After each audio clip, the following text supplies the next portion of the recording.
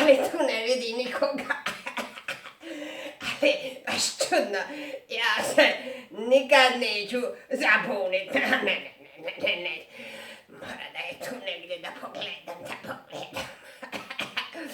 Kikilina, molim te, Kikilina! Vidite da se nisam zapunila. Nikad se ja ne zapunim. Reci, mali Vučić, a ča bi ti si? Sigurno nešto tražiš od mene, ti nekad nećeš doći za ništa.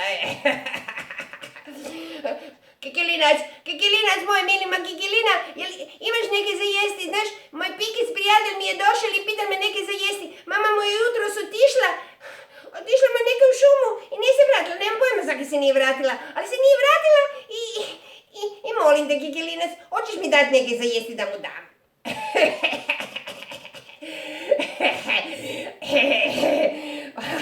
Mola moja personica, došla si na pravu adresu, znaš. Je, na pravu adresu, ja ti imam svega. Nima čega nimam. Dobro, imam ti jabuka i kruška i šljiva. I žireva i crvi.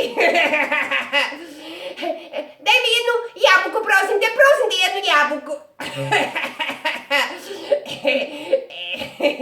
Jabuku, ti mi jabuku jednu. Imam ti ja 100 jabuka, koju ću ti dat, ne znam koju ću ti dat. Nego znaš šta, Grinća naći jednu trulu jabuku. Ma prosim te, daj mi bilo kaj. Ala, hodimo homo skupa, pa ćemo tamo pronaći nešto.